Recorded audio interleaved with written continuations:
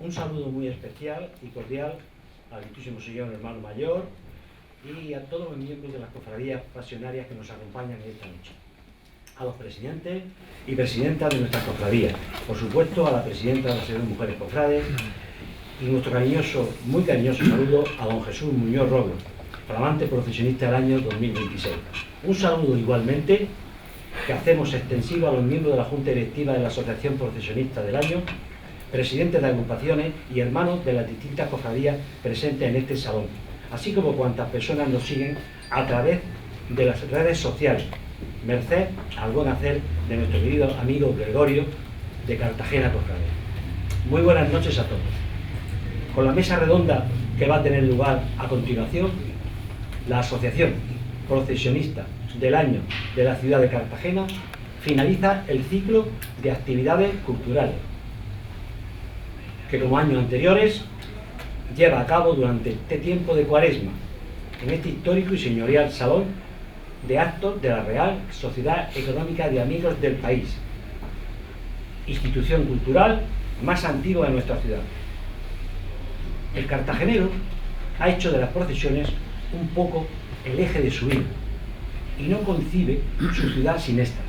Y precisamente la base de la pasionaria cartagenera son sus cofradías y sustento de estas las agrupaciones como la de la Oración del Huerto. Agrupación heredada desde la época de la Ilustrada y formada actualmente por entusiastas, niños y niñas y mujeres y hombres, aglutinados en su fe, para dar a conocer uno de los pasajes evangélicos más estremecedores y angustiosos, el de la oración de Jesús en el huerto de los olivos. En torno suyo se ha constituido la historia de la constancia, del amor y de la superación. Con paso firme, siempre ha sido fiel a su origen, velando por la pureza de la tradición, sin perder de vista su religiosidad y adaptándose en cada momento a los nuevos tiempos. Es uno de los bastiones más firmes de la Cofradía California y una de las más populares de la Semana Santa cartagenera. Hoy vamos a hablar de la oración en el huerto, pasado, presente y futuro.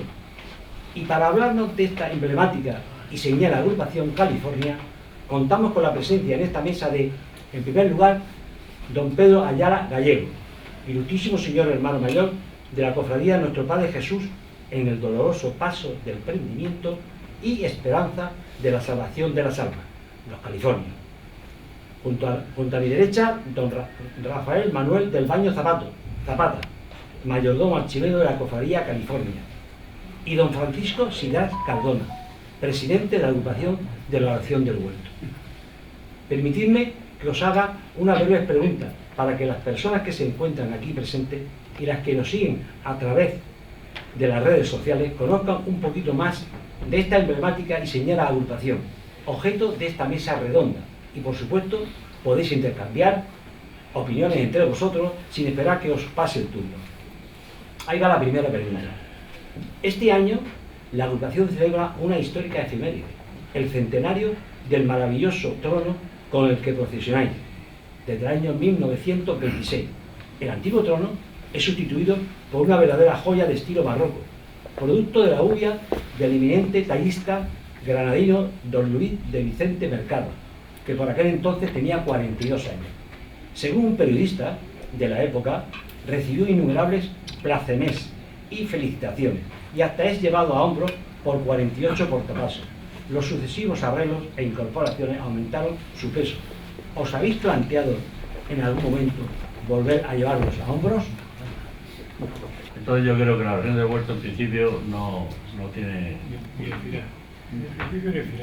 Y que no va a salir, de momento no va a salir a hombros.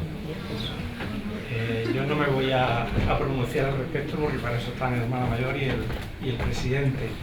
Yo sí voy a hablar del origen del trono, de cuando en el año 26 llega a Cartagena, que fue un auténtico acontecimiento, igual que había sido cuando llegó el año antes del prendimiento. Pues vino Luis de Vicente a montar el trono y decía a la prensa que cada vez que abría una caja había gente ayudándole, los monjes no cesaban de hacer exclamaciones y todo eso. Entonces, bueno, En aquel momento sí salió a hombros, en aquel momento era lo que hoy en día es el último piso del trono, la parte superior. Ese año salió en el año 26 y buena parte del itinerario actual de la procesión lo tiene mi agrupación, el trono del ósculo y el trono de la oración. Porque cuando en el año 29 llegó el trono del ósculo, hubo que abrir la puerta principal de Santa María porque no cabía por la puerta. Hubo que cortarle las varas antes de salir, tanto al trono del ósculo como al de la oración, porque llevaba menos portapasos de los que necesitaban, porque no podían girar por la esquina de la calle Jara con Cuatro Santos, y de hecho el trono de la oración se rompió en el año 29 en la esquina de Jara, donde están los Cuatro Santos actualmente, en la esquina de Jara con Cuatro Santos, y a raíz de eso fue el cambio de itinerario. Por lo cual, si después se amplió el trono, como lo amplió Rafael Eleuterio en los años 70, con toda la parte de abajo, pues creo que la idea tanto del presidente como del hermano mayor de no sacarlo a hombros está justificada desde mi punto de vista. Pero muy justificada. Ahondando lo que comentabais del tallista, de Luis de Vicente, tengo aquí una pequeña nota que escribe José Antonio Castro Vilche, profesor titular de la Universidad de Granada, y dice así: recibe un nuevo encargo para realizar el trono de la oración. De Vicente realiza una estructura ornamental de líneas muy barrocas, con cajido de planta rectangular. Está recorrido por molduras que quiebran geométricamente, sobresaliendo en las esquinas y en los centros de los cuatro frentes, en los que se forman cuerpos a distinto nivel. En estos planos realzados se acomplan cartelas riquísimamente ornamentadas con roleos y movida hojarasca, alternando con escenas pintadas de la Pasión de Jesús y graciosos angelotes corpóreos sutilmente policromados.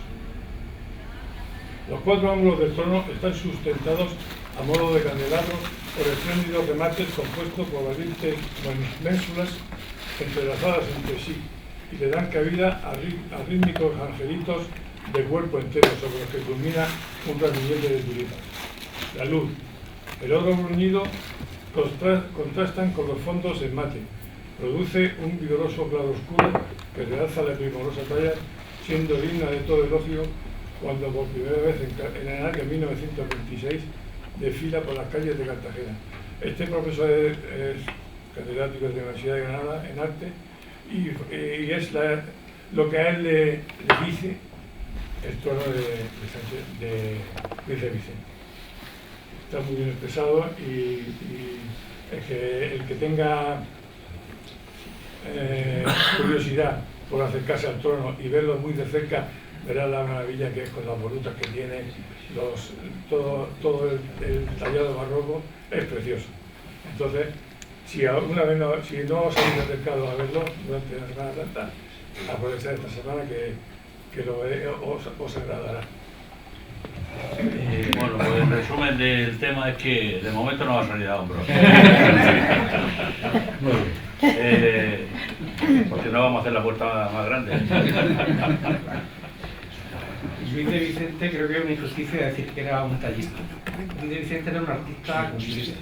Era la escultura de los hombres, como ha dicho Paco, o las pinturas, porque en el prendimiento hay tallas, los relieves que se expusieron el año pasado en la noche del museo y que están siempre en el trono. En la oración están las pinturas, magníficas pinturas, y en el ósculo estaba preparado, los óvalos que lleva con una especie de mármol ahí, debían estar preparados para hacer algo de ese tipo. Lo que pasa es que Luis de Vicente falleció antes de terminar el trono. Entonces creo que es un auténtico artista y no es hacer una injusticia con él decir que era tallista solamente. Luis de Vicente era escultor. Los ángeles, cada ángel o cada uno de los relieves es totalmente distinto y es a cuál mejor de cada uno. Vamos a otra pregunta. La agrupación, en el año de 1989, recupera una antigua tradición de la época de Carlos III, los volantes. Muchos cofrades y profesionistas lo observan cada año, pero supongo que muchos no saben qué representan y por qué desfilan estos uniformes de la Ilustración. En 1759, un gremio de comerciantes denominado los catalanes, establecidos en la ciudad, solicitaron sufragar el gasto del paso de la oración en el huerto, con la condición de solo depender del hermano mayor, conde de Ricla, don Ambrosio Fuentes Villalpando. Además, entre otras peticiones, el nombramiento cada año de 2 comisarios que rijan y gobiernen este paso, además el usufructo del juego de bocha. En el seno de la agrupación destacan el cronista González Huarte, desfila cada año unos adornos de la procesión y de originalidad de vuestros antepasados, la bocina, que imprimen unas notas características a vuestros desfiles profesionales. Hablamos sobre ello y cuándo se inició esta tradición: volantes, brochas, bochas y bocinas. Los volantes, su misión es hacer lo mismo que hacemos con los walkie-talkie, ir de corre y dile del hermano mayor a las restantes agrupaciones a comunicarles por si se paraba la procesión, si había que arrancar de órdenes. Llevaban y traían órdenes para seguir el ritmo de la marcha, avisar de las paradas o coordinar las entradas en la iglesia. El nombre se le llamaba volantes porque debían moverse con rapidez volando de un punto a otro de la procesión. ¿No es así, Rafael? Sí. ¿Cuál es la siguiente pregunta? Bueno, pues también efectivamente la oración del huerto se financió en el año 1761, cuando la cofradía se fundó en el 47, pues sobre el 60 o 61, si me equivoco, pues Rafael que me lo diga. Se financió la agrupación, que era una agrupación buena, con el gremio de los comerciantes. Eran unos comerciantes que vinieron de Badalona, de Tarrasa, Sabadell, de toda esta zona, y quisieron entrar en la sociedad cartagenera, y la única manera de entrar a la sociedad cartagenera era metiéndose en las cofradías cartageneras, y la cofradía California era de las más importantes, la más importante. Era y es.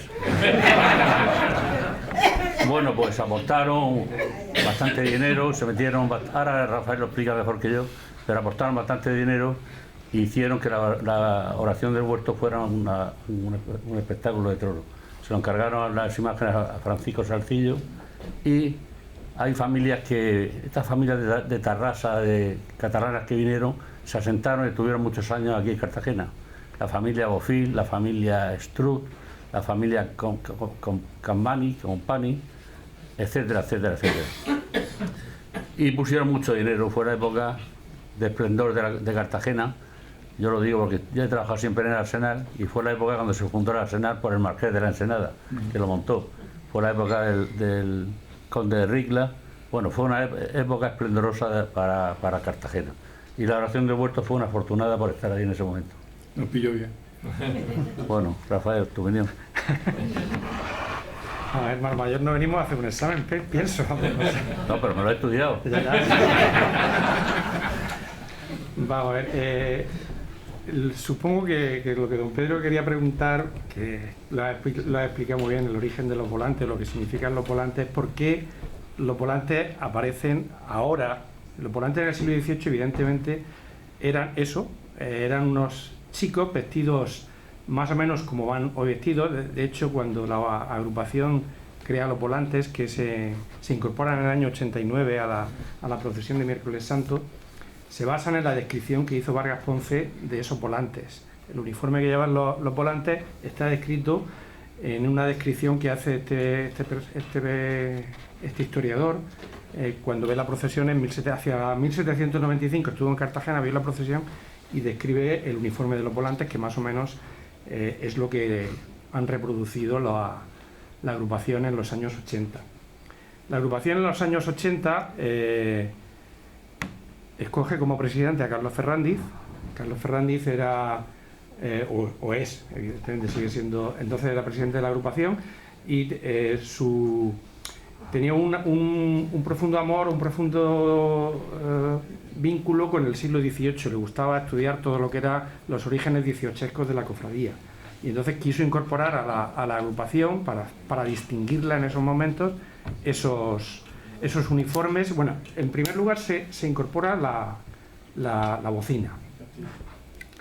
La incorporación de la bocina es como ocurre en otras muchas agrupaciones por la necesidad de dar salida a cada vez más gente y se van creando pues lo que todos conocemos como fuelles. Y cada agrupación, pues algunas agrupaciones ponen banderines, otras agrupaciones ponen otras cosas y la oración quiere distinguirse y siguiendo la idea de Carlos Ferrandi se pone la bocina.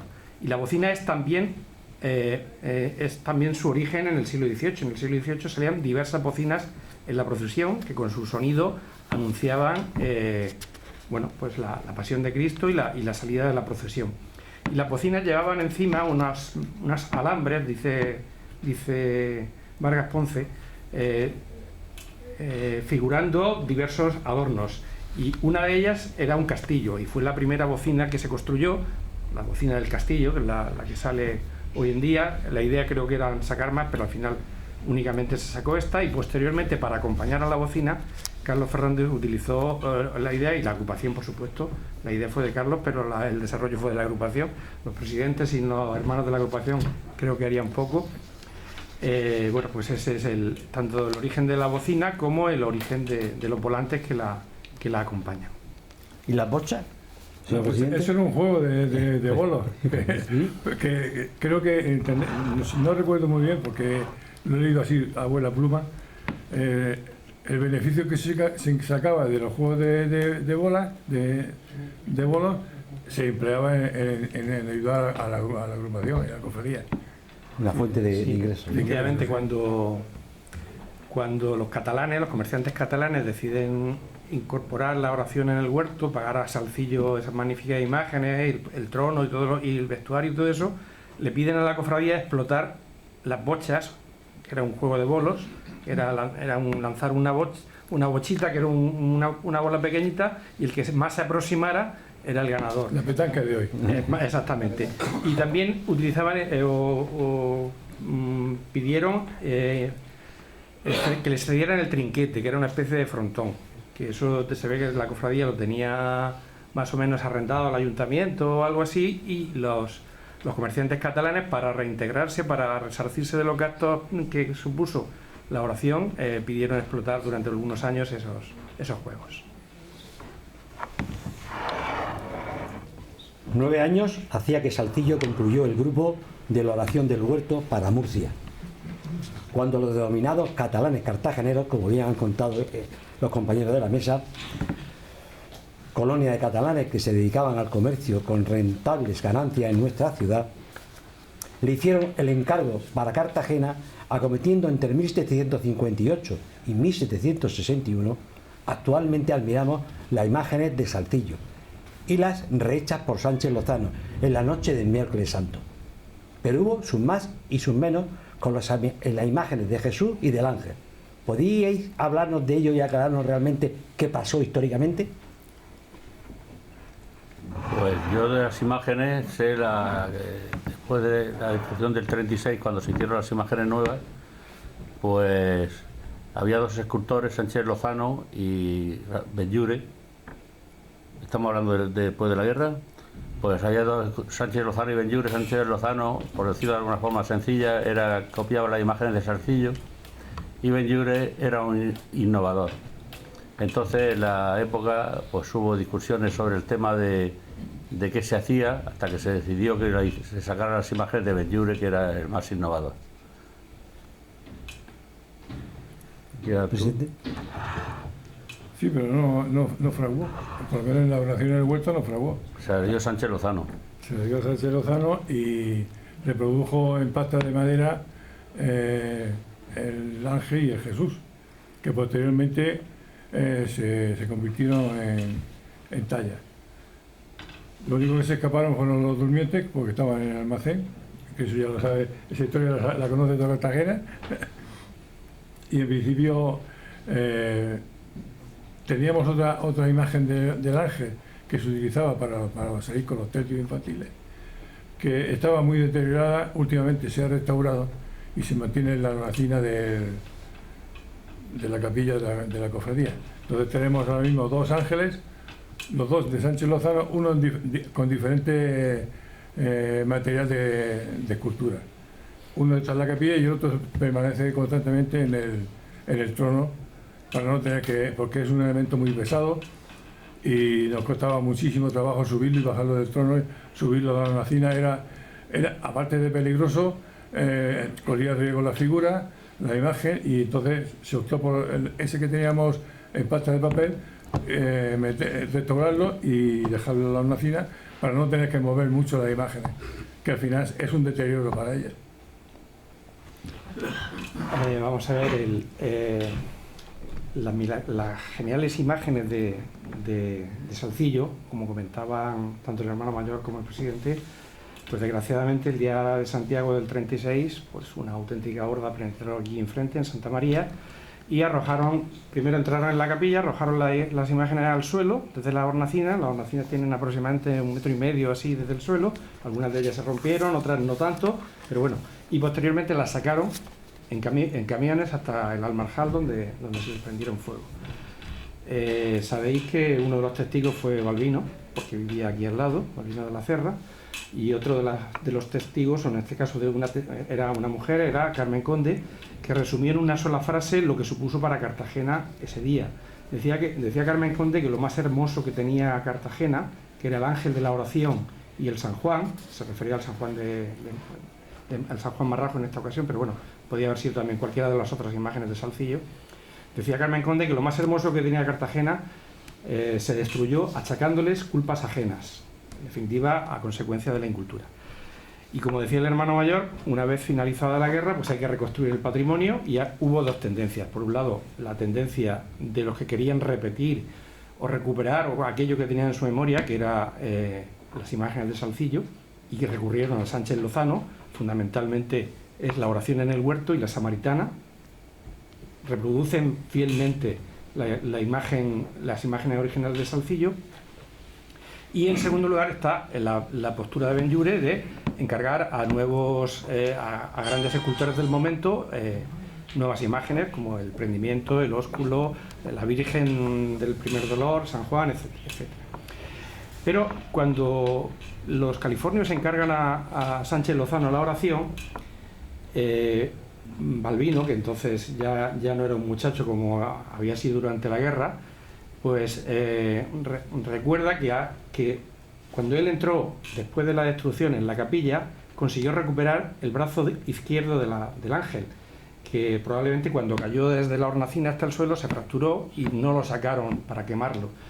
En una narrativa que tiene en la revista Chote Balbino, lo cuenta casi como una película, la recuperación y el guardar el brazo en una bolsa de pan. Pero bueno, al margen de toda la película, el tema es que le piden a Sánchez Lozano que incorpore el brazo al ángel, y Sánchez Lozano incorpora el brazo izquierdo del ángel a la imagen de pasta que hace en el año 42. Posteriormente, en el año 70, 73 creo, se hace de nuevo en madera, y entonces se decide incorporar el brazo que estaba en la de pasta, se le pasa a la imagen de madera actual, que es la que actualmente está en el trono. Y cuando en los años 80 se crea el tercio infantil, entonces se reutiliza el ángel de pasta, pero le faltaba un brazo. Y ese brazo lo hizo Ardil, y es el brazo que actualmente tiene. Si se fijan ahora mismo, el ángel que hay en la hornacina, que es el de pasta de madera, en vez de tener la mano, que es la mano izquierda, que es la que sujeta la cabeza del Cristo, en vez de tenerla así, que es como sujetando la cabeza, la lleva así, cerrada, porque en la procesión de Domingo de Ramos lo que llevaba era un ramo de olivo. Entonces Ardil, cuando la talla para eso, la talla de esa forma. Fíjense en el ángel cuando lo vean en el trono, que es el original de Sánchez Lozano, con el brazo de Salcillo, con la mano extendida, sujetando la cabeza, y el que está ahora mismo en la hornacina, que no va a salir en procesión, pero para evitar el movimiento de subir y bajar, que lleva el brazo en la mano cerrada para sujetar la vara de olivo. Y esa es la historia de los ángeles y del brazo. Siguiendo en este capítulo de historia de la agrupación tan señera de esta vocación de la oración en el huerto, hablemos en el trono como fondo de las maravillosas imágenes que lo conforman. Figura la palmera y el olivo. ¿Tiene algo que ver con el color distintivo de la agrupación, el verde, y el simbolismo que ambas especies arbóreas representan? ¿Qué pasó con la palmera y el olivo? No fue el que no lo explique. Yo también tengo mi versión. Yo también tengo. Yo estaba ahí. Vamos a ver. La oración en el huerto, el original de Salcillo, en la Cofradía California, la Cofradía del Prendimiento entonces, es mucho más que el grupo de las 5 imágenes, ¿eh? Evidentemente son los durmientes, pero esto ocurre en una escenografía que es el Huerto de los Olivos. Y el Huerto de los Olivos se reproduce estupendamente a través de la palmera y el olivo, e incluso había en el siglo XIX, los periódicos del siglo XIX dicen que habían otros tipos de árboles, había hasta naranjos, o en el olivo se colgaban frutas diversas que no tenían por qué ser aceitunas, e incluso se llegó a poner hasta, a veces se caía un poco en la exageración de hasta llegar a poner un lagarto en subir escalando por el tronco del olivo. Y evidentemente la idea de los colores de la agrupación evidentemente estaban basados en el color tanto del olivo como de la palmera. En principio, después de la Guerra Civil, supongo si hay algún antiguo miembro de la oración recordará que la oración iba de verde, esmeralda y blanco. Fueron los colores con los que empezó a salir después de la guerra. Antes de la guerra no tengo conciencia exactamente de cómo iría, pero después de la guerra los colores eran blanco y verde esmeralda, y se cambiaron en el año 62 por el verde y negro. Yo creo que ese cambio estuvo motivado por un momento de que se pensaba que ciertos colores eran un poco escandalosos para una procesión en la que se narraban acontecimientos tan serios como aquellos. Y lo digo porque precisamente en el año 62 se cambia el blanco y verde por blanco y negro, y en mi agrupación en el ósculo se quita el naranja y se sustituye por gris y negro también en esos momentos.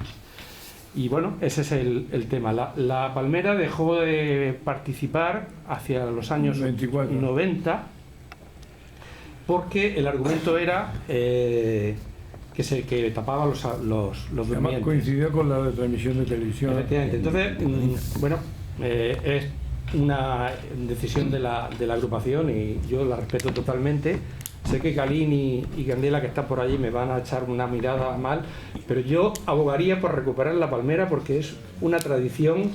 Yo he visto en otras ciudades los ramos de dátiles, de hecho seguimos celebrando el Cabildo de los dátiles y ya no salen los dátiles, pero bueno, es una idea mía y sé que es muy difícil y sé que es muy complicado el montar la palmera, sé que tapa los durmientes, pero bueno, era una tradición de la cofradía de muchos años. Y bueno, ese es lo que tenía que decir al respecto. Sí, el presidente que está aquí que me rebata. Claro. Eliminar la palmera fue precisamente por la retransmisión de televisión española, que pensábamos que se iba. Yo acababa de incorporarme a la directiva, no sé qué cargo tenía, pero estaba recién llegado a la directiva, era el 94, y el argumento que escribíamos a favor de quitarla no coincidía con el de la cofradía.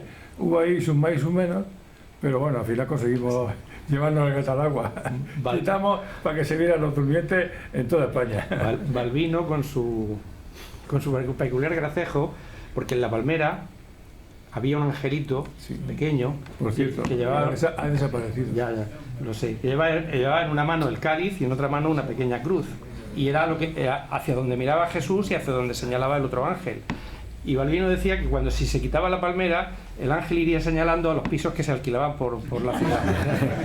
Y entonces, bueno, pues efectivamente, como dice Paco, desgraciadamente el ángel ha desaparecido. Y había un ángel también antes de la guerra.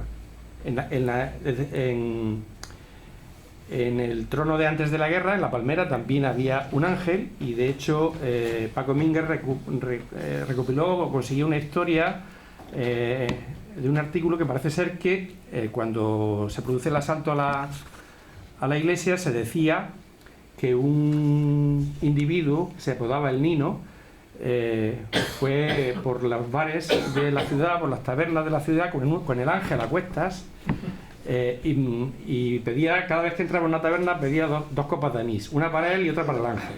Y le decía le arrojaba la copa de anís al ángel y dice: si eres santo, sálvate, o algo así le decía.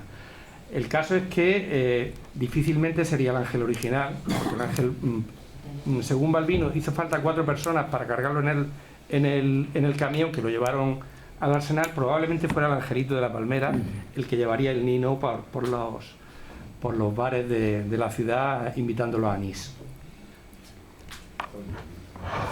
Bueno, entonces, ¿qué sacamos? ¿Palmera o olivo, Rafael? Las dos cosas. Pero que yo sé, ayer, estoy viendo allí a Calín decir que no. Lo retomamos el tema. Bueno, hablemos ahora de juventud. Algo que ha preocupado siempre a las cofradías, a las agrupaciones, es esa renovación. Bajo el pasaje de Jesús, camino de Jerusalén, parece ser que esta iniciativa no tuvo una buena acogida de los samaritanos. Los niños y niñas de esta agrupación desfilan desde el año 80, en la tarde del Domingo de Ramos. ¿Tenéis problemas a la hora de completar el tercio? ¿Esa cantera maravillosa que desfila ese día se compromete, una vez pasada la edad, con la agrupación para desfilar en el tercio titular? ¿Prefieren otras agrupaciones o simplemente dejan de participar en la Semana Santa? Yo, me permite, hermano mayor, ahí en ese punto, por suerte, ahora, antes, hace unos años menos, sacábamos 2 tercios infantiles, uno masculino y otro femenino. Una racha que fue desapareciendo los niños y hemos tenido que formar un tercio mixto. Pero tenemos la gran suerte en la agrupación de que hay niñas y niños con 14, 15, 16, 17 años que todavía quieren salir en el infantil. Y eso es una gran satisfacción porque lo que hace es perfeccionar el desfile. Salen con mucho más aire, con mucho más porte, entonces sale muy bien el tercio infantil de la oración del huerto. Por lo menos a nosotros nos encanta porque tenemos zagales, tenemos también niños de 8, 9, 10 años, pero tenemos una horquilla desde 7 y 8 hasta 18 y 19, incluso 20, que eso no todas las agrupaciones lo han conseguido. Cuando llegan a cierta edad se quieren ir al tercio mayor o a otras actividades que tiene la agrupación. Entonces, nosotros en eso estamos más que cubiertos. Y aparte, esos niños que cuando dejan el tercio, incluso sin dejarlo, salen el viernes y el domingo. Y incluso algunos hasta el miércoles. O sea que tenemos esa suerte. Bueno, pues yo creo que el futuro de los californios con la procesión del Domingo de Ramos está asegurado. Asegurado porque, para que hagáis una idea, este año hemos tenido 300 nuevas actas en la Cofradía de California. Eso es un logro importante. Ya viste la procesión del domingo o del sábado de los querubines, la cantidad de niños que salieron en la procesión. Eso es un futuro asegurado para los californios, sobre todo para los californios que tenemos la procesión del Domingo de Ramos. Así que el futuro está asegurado, sí. Yo de temas de gestión no me meto, o sea que yo no sé si está asegurado o no. Me alegra, me congratula que... No hay ninguna agrupación que tenga problemas para salir, ninguna. Antiguamente, como dice el presidente, pues sí, hubo una época que hubo un declive, pero afortunadamente ahora estamos en auge y todas las agrupaciones tienen... hay agrupaciones que llevan muchos tercios y entonces pues cuesta un poco de trabajo, pero en general todas las agrupaciones salen bien. No, yo decir, con respecto a la gestión no tengo nada que decir. Yo lo único, bueno, pues si queréis saber un poco de la historia del tercio infantil de la oración, pues eso a raíz de los años 80, que parece que toma un nuevo auge la agrupación, pues deciden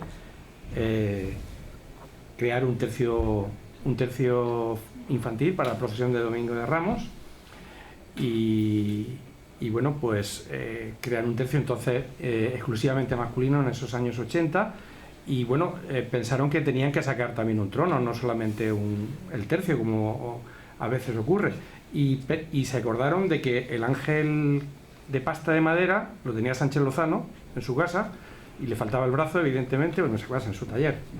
Y fue Carlos Fernández a buscar el ángel y lo trajeron a Cartagena y fue entonces cuando Ardín lo restauró y empezó a salir en la procesión, acompañado por los niños de la oración. Desde el primer momento, el tercio infantil de la oración de Domingo de Ramos salió con el ángel.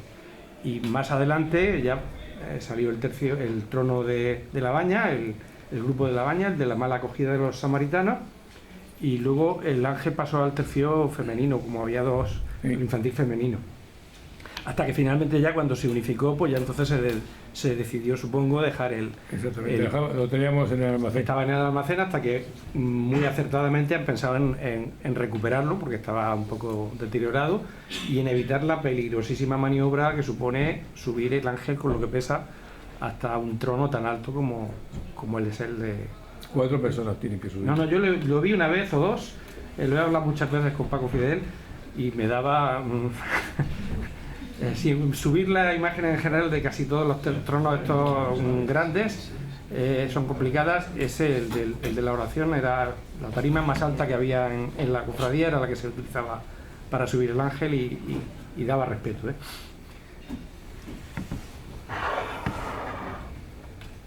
Creo que esto, a este nivel del siglo XXI, del año 2026, hablar de feminismo y masculino está un poco ya trasnochado. Ahora mismo tenemos que hablar de igualdad independientemente sea hombre o sea mujer. Pero sí tenemos que recordar que en el año 1992 se crea el tercio infantil femenino para la procesión del Domingo de Ramos. En 1993 el tercio femenino, los 7 dolores de la Virgen, que lo hacen en la procesión de la noche del Viernes de Dolores, vistiendo un vestuario totalmente diferente al generalmente usado por los tercios de penitentes, con la larga y grandes velas apoyadas en la cintura. ¿Cómo surgió esta idea y cómo llegó a este nivel o a este momento?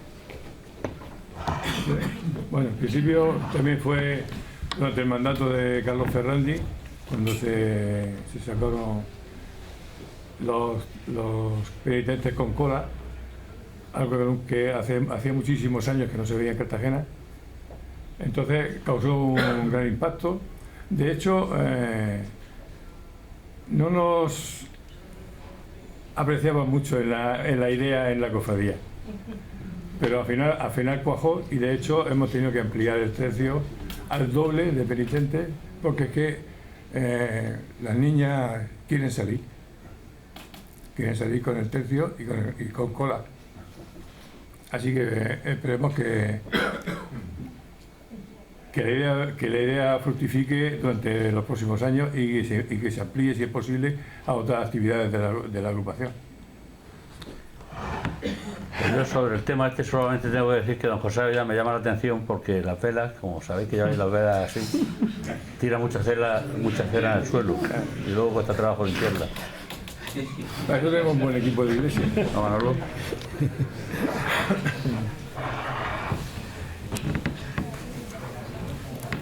Vamos a ver, el hecho de que se creen tercios infantiles pues genera luego, como ha dicho Paco, que los niños crecen. Claro. Y luego los niños quieren salir en algún sitio, ¿no? Porque no está muy bien tener tercio infantil y luego ¿qué?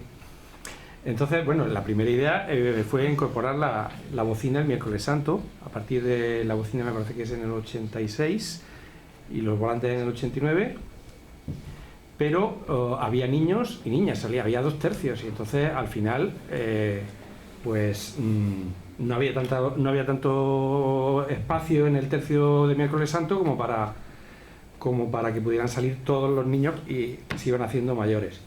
Entonces otro presidente de la oración, que entonces no sé si era ya presidente, Hilarión, tuvo la idea de sacar en la entonces incipiente procesión de Viernes de Dolores, que había empezado únicamente con la Virgen del Rosario y el Cristo de la Misericordia, y posteriormente se habían incorporado el ósculo que hacía de un tercio de representación y los granaderos, pues tuvieron la idea de incorporar un tercio entonces femenino. Primero con la bocina, dijeron de sacar, bueno, en el año 93 había que sacar el tercio y se decidió por la bocina. La bocina pensaban que no pegaba mucho en la procesión de Viernes de Dolores, y se pensó en unas alegorías. Entonces durante 2 o 3 años estuvieron saliendo unos capirotes que llevaban en sus manos alegorías, símbolos de la oración. Creo que salía un cáliz creo que salía una rama de olivo, no sé si salía también una palma, es decir, los símbolos propios de la oración. Pero eso tampoco cuadraba mucho con lo habitual aquí en Cartagena. Y fue la propia Iglesia la que sugirió que se hiciera una alegoría del día en el que salía la procesión, la alegoría de los 7 dolores. Y efectivamente la agrupación la acogió y se trasladó a un tallista, a un orfebre, no sé, de Cubero. No sé si Cubero fue el que hizo la alegoría. En Priego de Córdoba. En Priego de Córdoba, efectivamente. Y primero creo que era el mismo trono del ángel el que se utilizaba, sí, con unos ángeles que había en Villa Samaritana. Y ya posteriormente se hizo el trono actual, que es de los herederos, en teoría, de Luis de Vicente, que se hizo en Baza. Y esa es la evolución. Ya no sé si el tercio sigue siendo exclusivamente femenino. Sí, para el bien de Dolores. Femenino, todo es femenino. Desde el sudario hasta el último pedicete. Salen todas niñas. Niñas y señoras. Y señora. Todos los cofrades tenemos momentos de emoción a la hora de ver un paso de Semana Santa. Yo le preguntaría al hermano mayor, al presidente y al mayordomo archivero, ¿cuál es el momento de mayor intensidad y emoción que vivís en Semana Santa? ¿Antes, durante o al finalizar el desfile procesional? A mí me ponen un aprieto. Porque lo normal sería que dijera la Virgen, pero es que yo no he visto nunca salir a la Virgen. Yo no recuerdo haberla visto nunca salir. Yo siempre me he emocionado cuando salía escrito de la flagelación, porque yo era presidente y se me saltaban las lágrimas. Para mí es el momento más emotivo de la Semana Santa, pero la Virgen nunca la he visto salir. Me imagino que será el momento más emotivo. Sí. Bueno, a mí en principio los momentos que mejor he vivido de la agrupación ha sido cuando estaba de sudarista. El momento de salir y de recogerme, para mí era excepcional. Muy bien. Un aplauso.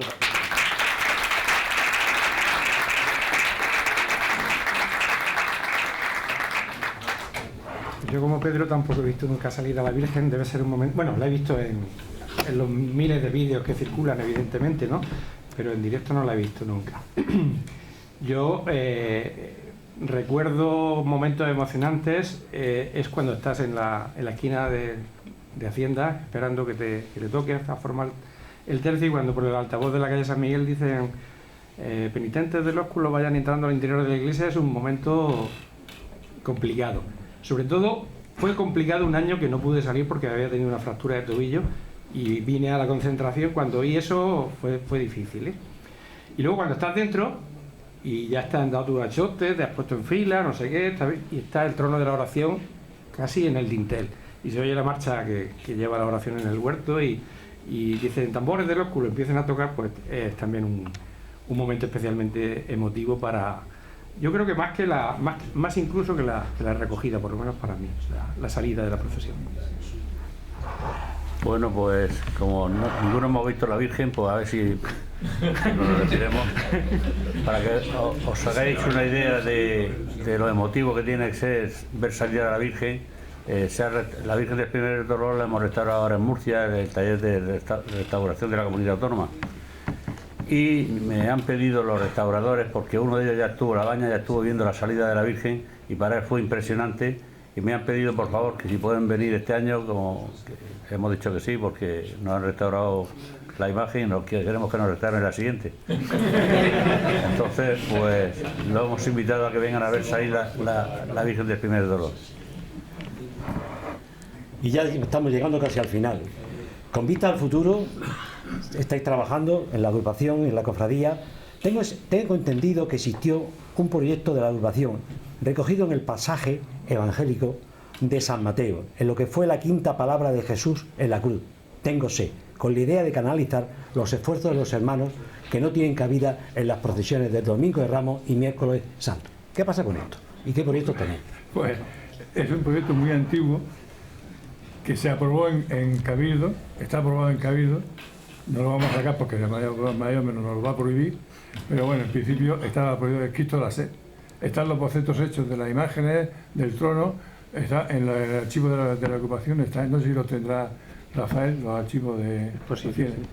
Y están los bocetos hechos y preparados para cuando haya capacidad económica y la cofradía lo crea oportuno, poder afrontar ese proyecto. Pero yo me imagino que será a largo plazo. Maravilloso. Pues yo cuando estaba en la flagelación, pues teníamos también intención de sacar un paso para, que no me acuerdo el nombre, pero yo creo que era el Cristo de la Fe también. A Julio, que estará por aquí, se puede acordar, era para el silencio. No me acuerdo el nombre, era para el silencio. Y no nos dejaron, pues mientras que yo soy hermano mayor no sabe nada. Archivamos el proyecto, Un poco el tema. El problema no creo que sea la cofradía o la agrupación exclusivamente.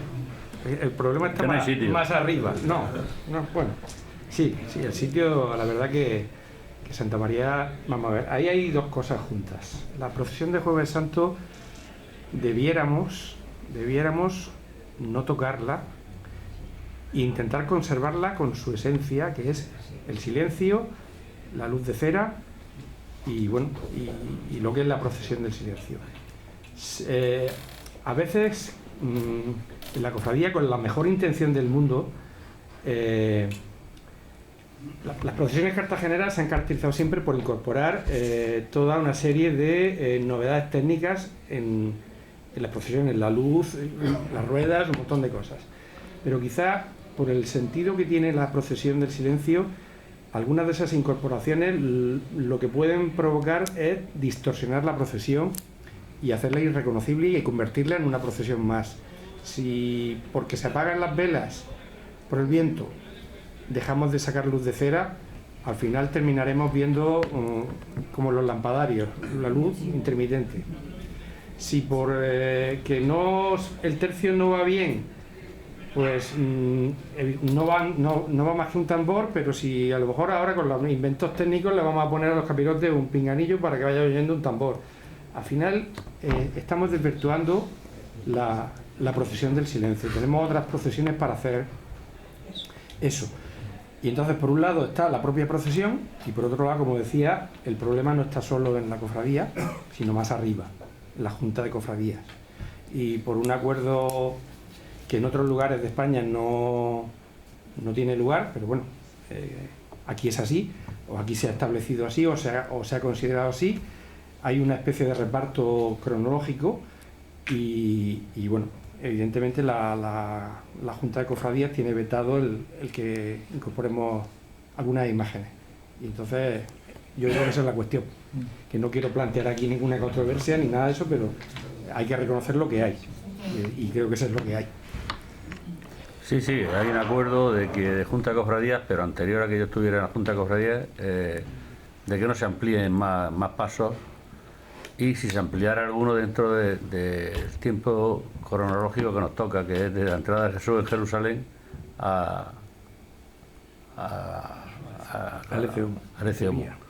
Bueno, y el Ece Homo ya está, que no es su sitio, pues el Ece Homo salía ahí, el Cristo del Minero salía el Sábado Santo. Entonces, claro, es que la historia la historia de esa procesión es muy complicada. Es muy complicada. Lo que sí sabemos es que hacemos 100 años en el 2028, que es del año dentro de 2 años. Celebramos el centenario de la procesión del silencio, que por cierto el 28 no salió a la calle, porque llovió. Pues celebramos el 2028 el centenario de la procesión del silencio. Y bueno, pues para nosotros es la procesión más significativa que tenemos, la mejor procesión para mi gusto. De hecho, bueno, ya lo sabe todo el mundo, lo podemos decir con tranquilidad, ¿no? Que la reina viene a ver la procesión del silencio, la reina Sofía, la reina emérita, viene a ver la procesión del silencio el Jueves Santo. Así que quien quiera verla, porque se quede por los alrededores de la iglesia y la podrá ver. Viene pues efectivamente para ver la procesión más significativa que hay, la procesión más penitencial, la procesión más bonita, que bueno, en principio la estamos echando un poco a perder por lo mismo que dice Rafael del Baño, porque es una procesión de silencio los comercios ya muchos no cierran, no apagan las luces, sobre todo los bancos. Le hemos mandado a carta diciendo que apaguen la luz para que sea una procesión efectivamente nocturna. Y el silencio, pues el silencio sí se cumple. Entonces, pues bueno, viene la reina a ver la procesión del silencio el Jueves Santo, sobre las 8:15, 8:20 estará por la puerta de Santa María. Y ya como última como última pregunta, ¿qué opinión, qué futuro auguráis a nuestra Semana Santa, a medio o largo plazo? Y si queréis aportar algo más a esta mesa redonda. Bueno, yo lo sí quería decir con el técnico de todo este tema de Rafael del Baño, pero como hemos estado hablando del año 1761, de los arcillos, del conde de Ricla,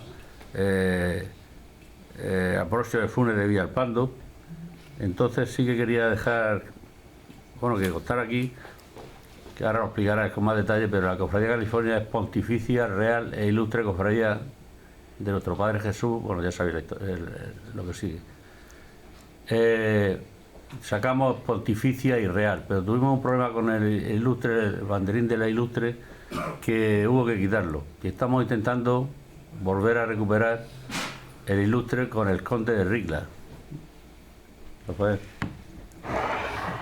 Vamos a ver, supongo que recordaréis todos que en la cabecera de procesión desde hace muchos años salían 3 banderines, uno con el que se decía que era los títulos de la cofradía, pontificia, real e ilustre.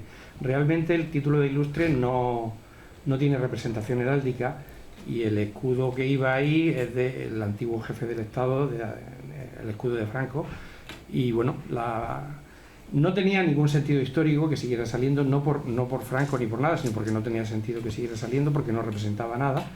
Y luego además hubo un problema con la Asociación de Memoria Histórica, y entonces se decidió, para evitar problemas, quitar ese escudo. Y entonces hay un proyecto ahora de incorporar el escudo del conde de Ricla. El conde de Ricla fue hermano mayor de la cofradía, fue gobernador político y militar de Cartagena, y cuando se fue de Cartagena llegó a ser el equivalente de lo que hoy en día es el ministro de Defensa. Era secretario del despacho de guerra, y aparte seguía siendo un benefactor de la cofradía. La cofradía se dirigió a él en muchas ocasiones pidiéndole ayuda económica, sobre todo cuando tuvimos que construir la segunda capilla, la capilla de la Virgen, no había dinero y le pidieron ayuda a él. Entonces, probablemente sea la persona más ilustre que hemos tenido en la cofradía, y hay un proyecto de recuperar para el tercer banderín, para la cabecera de procesión, un banderín con el escudo de la casa nobiliaria del condado de Ricla. Y eso era lo que me ha pedido Pedro que explicara un poco más. Claro, pues si tú fuiste el que me lo propusiste. Ya, bueno, pero que no venía a cuento aquí la oración, ¿no? ¿Cuál era la pregunta? ¿Qué futuro nos espera? ¿Qué futuro nos ¿Qué espera? futuro nos espera? Pues esperanzador. Ya, yo pienso que muy halagüeño, porque la cofradía ha incorporado mucha gente joven. Hay parcelas que no podrían existir si no tuvieran allí los jóvenes, igual que la agrupación de la oración del huerto. Mi intención al hacer la directiva fue que predominara el empuje juvenil. Entonces tenemos casi todas las áreas con gente muy joven. Los únicos veteranos son Fidel, Domingo y yo, que somos de la jornada primera, pero todos los demás son jóvenes, encargados de vestuario, encargados de tronos, encargados de... Todas las parcelas están ocupadas por gente muy joven, que son el futuro real. Si nosotros nos quedamos, esto se muere con nosotros, y eso no es bueno. El futuro de la cofradía está asegurado para la juventud. Para que hagáis una idea, hicimos el otro día una obra de teatro, estoy viendo aquí a Pilar, que es el futuro de la oración del huerto, y las hermanas, la hija de Paco López Fidel, que están al final. Le he hecho un llamamiento para que vinieran hoy todas. La verdad yo no sé la gente que tiene cuando hay una conferencia normal, pero hoy está lleno. El futuro son Pilar Cabañero, bueno, las chicas jóvenes de la oración. Hicimos el otro día una obra de teatro donde participaron 40 personas. La Pasión de Cristo, un musical. Más de 40 actuatis. 55. 55. Vaya conde. Tenemos la cena de la salve, que es pasado mañana, el día de la salve, y hay una mesa de juventud que tiene 41 personas, para que veáis idea del futuro de la Cofradía de California. Estamos en un futuro impresionante, así que el futuro está asegurado. No, yo estoy de acuerdo con ellos y ya te digo, yo en asuntos de gestión no me quedo eso con mis ya lo papeles supo yo. Quería aportar una cosa más antes que lleguemos al final de esta mesa redonda. Pues, ¿Quiere? pues nada, pues Pedro, darte muchísimas gracias por habernos... Sí. Quería puntualizar una cosa antes, Rafael, sobre el tercio infantil. Cuando queremos el tercio infantil, todo el mundo llevaba la palma y nosotros pusimos la rama con el olivo. Son los únicos que íbamos diferentes a todos. Luego a los 2 o 3 años, pues, Santiago puso la rama de olivo. Pero nosotros fuimos los primeros en cambiar la palma por el olivo, porque éramos de la oración. Tienes razón y además con todo el motivo del mundo que... Es un detalle muy curioso porque Sí. siempre los primeros... Los primeros son los primeros domingos. Bien, llegamos al final de esta mesa redonda. Estaríamos hablando largo y tendido sobre esta emblemática agrupación, considerada de las más soleras y prestigio dentro y fuera de la pasionaria cartagenera. El pasaje evangélico de su trono, su historia, su tradición y su trayectoria posterior, su hacer en la cofradía, le han situado como punto de referencia y ejemplo a imitar. En esta cuarta semana de Cuaresma, donde todos los que estéis aquí participáis de esa religiosidad popular que es la catequesis de nuestra Semana Santa, en esta mesa redonda se ha hablado de procesiones, de un magnífico trono que este año vive una emotiva efeméride. Se ha hablado del pasado, del presente, de una agrupación que impresiona a los miles de personas que abarrotan las calles cartageneras en ese miércoles santo tan especial, que se vive con solemnidad, fervor y piedad. Y también se ha hablado del futuro, para que todos los miembros de esta querida agrupación y los cofrades californios en general se preparen espiritualmente con esperanza, pero fundamentalmente se ha hablado de nuestro Señor en el huerto de los olivos. Es crucial entender que la oración no siempre cambia las circunstancias externas, pero sí transforma nuestro interior, al igual que Jesús en el huerto. Al orar sinceramente a Dios, podemos encontrar consuelo, fortaleza y paz en medio de nuestras luchas y tribulaciones. La oración nos ayuda a encomendarnos nuestras cargas a Dios, a buscar su voluntad y confiar en su soberanía, sabiendo que Él está presente y nos sostiene en todo momento. La oración de Jesús en el huerto también nos sirve como ejemplo y modelo de cómo debemos acercarnos a Dios en la oración. Jesús nos enseña la importancia de la sinceridad, la humanidad y la sumisión en nuestro comunicado con Dios.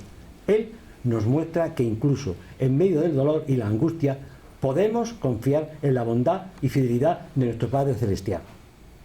Algo que todos ustedes saben, todos los cristianos, católicos, cofrades.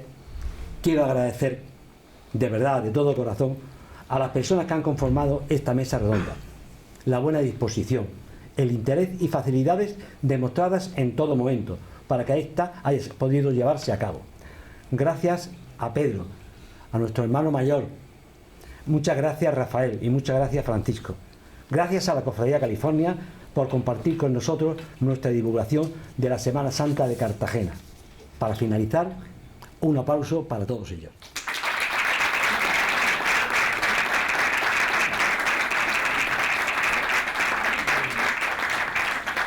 La Secretaría Profesionista del Año va a hacer entrega de un recuerdo a estos hermanos californios que hoy nos acompañan en esta noche. La Asociación Profesionista del Año de la ciudad de Cartagena, Antonio Ayala Gallego, hermano mayor de la Pontificia Real Ilustre Cofradía de nuestro Jesús en el oso paso del prendimiento y esperanza de la salvación de las almas. Si hay que rectificar algo, lo rectificamos. En agradecimiento por su participación en el ciclo de conferencias 2026, en la mesa redonda titulada La oración del huerto, pasado, presente y futuro, Cuaresma 2026. Profesionista del Año, por favor.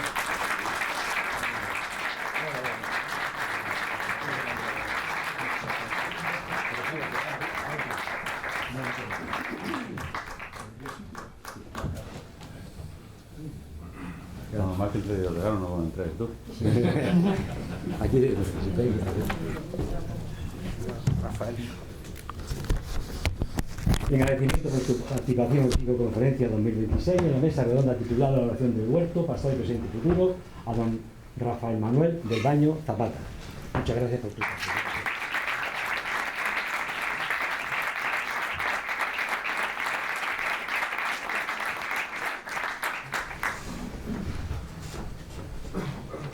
A don Francisco Paredes de Sidrat y Cardona, mayordomo presidente de la Educación de la Oración del Huerto, por su participación en esta mesa redonda, la oración en el huerto pasado, presente y futuro.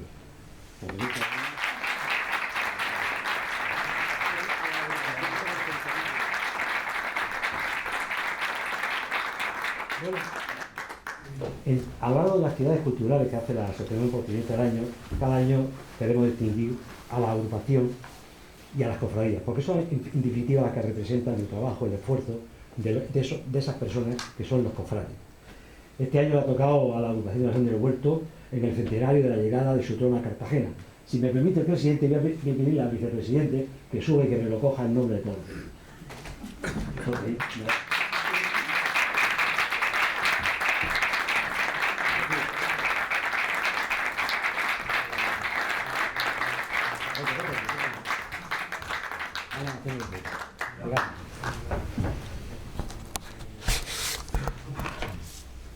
Y lo dicho, yo te doy muchísimas gracias y que Dios lo bendiga.